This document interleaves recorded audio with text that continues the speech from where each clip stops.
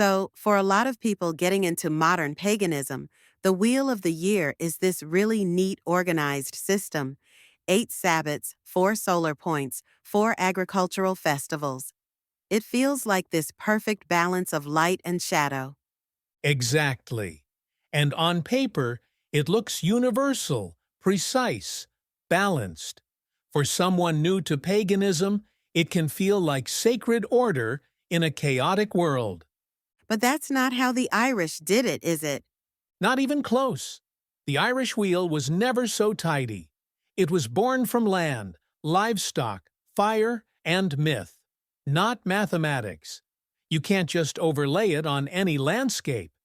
It grew specifically from Ireland's weather, its hills, its kinship bonds and sacred stories.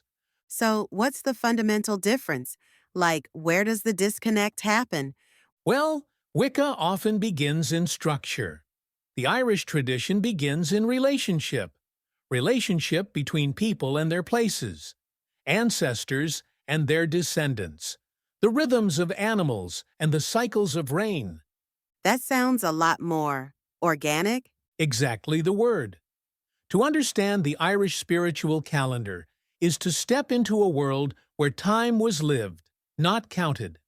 The old rites marked thresholds, the rising of milk in the ewe, the ripening of grain, the moment between sun and snow.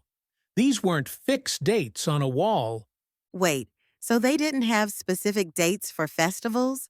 They were sacred convergences of nature and necessity, tuned not to planetary perfection, but to survival and story. The first sign of spring might be the cry of a newborn lamb, not a square on the calendar. The coming of winter might be marked by the return of ancestral dreams, not a calculated solstice. That's beautiful, but also kind of confusing for someone trying to practice today. I get that. But here's the thing. To the ancient Irish, time was not linear, but cyclical, spiraling in patterns shaped by the land's needs, the moon's pull, and the memory of the tribe. While modern paganism often favors precision and cosmic order, traditional Irish time is better understood as a series of thresholds, initiations, and mythic doorways. Okay, so let's talk about the actual festivals. In Wicca, the solstices and equinoxes are huge, right? Right? In Wiccan practice, those solar points often carry the greatest ritual weight. They divide the year into quarters and emphasize cosmic balance, light and dark, above and below, goddess and god. It's a cosmological harmony tied to the sun's journey. But the Irish focused on different days? Completely different. In early Irish tradition, the cross-quarter days were the pillars of spiritual and social life. Samhain, Imbolc, Bealtaine, and Lughnasadh. These weren't symbolic placeholders. They were deeply rooted in community survival and ancestral memories. So these were like the real deal festivals? Absolutely. They governed the agricultural calendar, the tribal laws, the festivals of kingship, and the movements of livestock. These 4 hinge points marked when people gathered, stories were retold, animals were moved, fields were blessed, and rites were performed to keep life balanced between seen and unseen worlds. What about the solstices? The Irish knew about them, didn't they? They did. The solar days were known, but not as fixed public festivals. The winter solstice was observed at Newgrange through the chamber's light alignment, a stunning architectural achievement. But it wasn't the communal festival that modern Yule has become. So what was it then? It was a moment of deep interiority, mystery, and alignment with the unseen. Light cutting through stone wasn't a public spectacle, but a sacred conversation between ancestors and eternity. The tombs themselves were aligned with pinpoint precision to capture the light only on very specific mornings. That's incredible. Okay, so let's break down the four Irish festivals. Start with Samhain. Samhain opened the dark half of the year and the gates to the ancestors. It was the end of the harvest, the start of winter, and the liminal space where the living and the dead might speak oaths were renewed, debts forgiven, and fires extinguished and relit from a central flame. So, this is where the Irish year actually begins? Exactly. The Irish year began not in spring or at Yule, but here, in Samhain, when the veil thins and the cycle of rebirth begins in the womb of death. It was a time to turn inward, to remember, and to release. That's such a different energy than how most people celebrate Halloween today. Completely different. Next comes Imbolc, which marked the lactation of sheep, the first stirrings of life beneath the frost. Wait, lactation of sheep? That's very specific. That's the point. It was a time of blessing the tools, visiting sacred wells, and invoking Brigid's healing and fire. The return of fertility wasn't symbolic. It was vital to survival. The hearth was relit with new intention, and households asked for the goddess's favor to see them through the final edge of winter. So, Imbolc happens when the sheep actually start producing milk, not on a fixed date. Exactly right.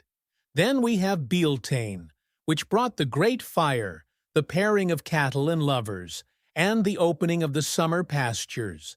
This sounds wild. It was. Twin bonfires were lit to drive cattle between them, a rite of purification and protection. Households celebrated fertility, creative passion, and the renewal of bonds. It was a festival of wildness, of green bursting into bloom, of sacred unions both physical and spiritual. And the last one is Lughnasadh? Right. Lughnasadh gathered the first fruits, honored the dead, and pledged loyalty to land and law. Games were held, contests of poetry and skill tested the community's strength, and offerings were made for a successful harvest. So, it was like community gathering time? Exactly. It was a time to gather, to witness feats of strength, to share bread, and to ensure justice was upheld before the waning days returned. Okay, so here's what I'm confused about. If there are no fixed dates, how do modern practitioners actually celebrate these festivals? That's the question everyone asks. Here's the thing. There are no fixed dates. Imbolc began when the ewes gave milk. Lughnasadh arrived when the grain bent gold. A festival might begin when the sheep began to lamb, when the first ripe berry was found, when a certain wind rose in the valley. So you're telling me I need to watch my local landscape? Yes, the Irish day began at dusk, not dawn. Months followed the shifting moon, not the Roman calendar. Time was not counted in minutes or degrees, but in moments that mattered. The first frost, the rising river, the return of swallows, the crack in the earth where green first showed. That actually sounds really freeing, but also challenging. It is both. This fluidity offers great freedom and resilience. It invites us to observe, to wait, to attune ourselves to the rhythms of the land wherever we are.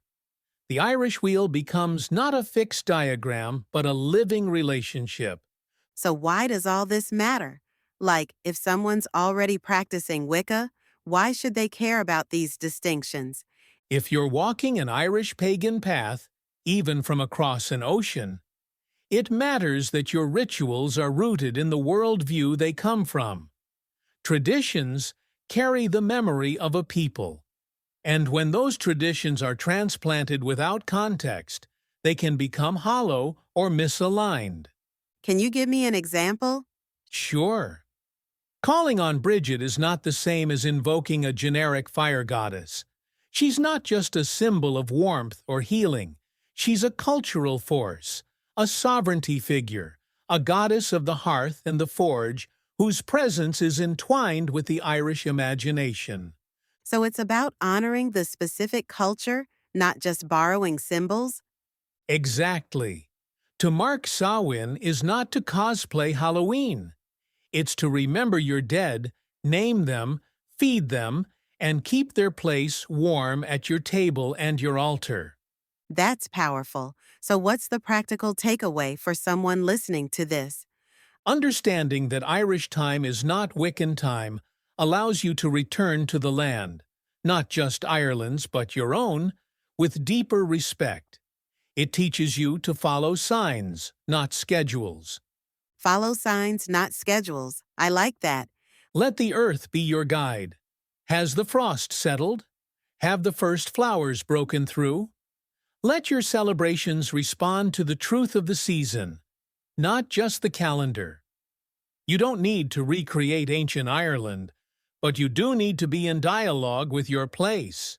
So the wheel isn't fixed? The Irish wheel is not fixed. It turns with land, and the land turns with us. This has been fascinating. If someone wants to go deeper into this, where should they look?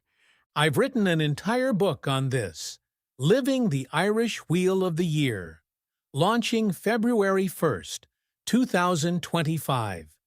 Nearly 400 pages exploring each festival in depth, with historical context, seasonal recipes, rituals, and practical guidance for honoring the Irish wheel wherever you are.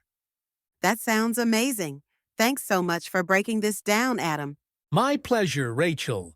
And to everyone listening, if this resonated with you, drop a comment and let me know. How do you mark the turning of the seasons where you live? Thanks for listening, everyone. Slán go fóill.